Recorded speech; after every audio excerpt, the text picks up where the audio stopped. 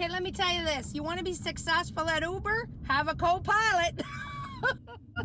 Because my copilot had to go to an appointment, so I said, I'll drop you off, I'll go do a couple orders, and then I'll come back and get you. No problem, I'm fine, I'll be fine, I'm fine. Not fine. It'll give you 2 orders, right? But not at the same place, but usually they're super close, super good, everything's fine. I go to Meza, girl says 2 minutes, right? Famous for the 2 minutes. So I said, okay, no problem, right? I like the tunes in here, we're good. 2 minutes goes by, and then my girl comes back to the counter, and she's like, sorry, it's gonna be more, there's a problem back in the back, right?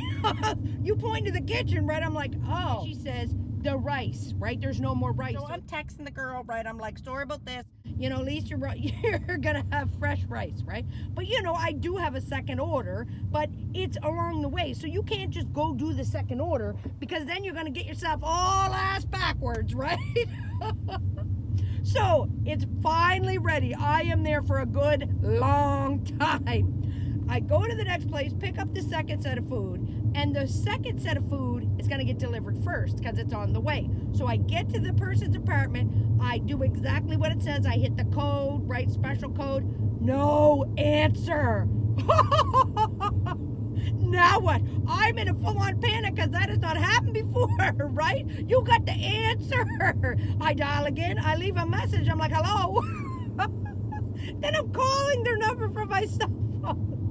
Finally, the girl responds, oh my God, someone's coming. The thing's not working, right? Like the buzzer. I'm like, I am in a full-on sweat, right? I said, thank God, I was in a panic. The Meza order, I go to drop hers off. I'm following the instructions, everything, right? So it makes me turn down a dead end, which is not on the same street that it says it is to be delivered, which is a first concern.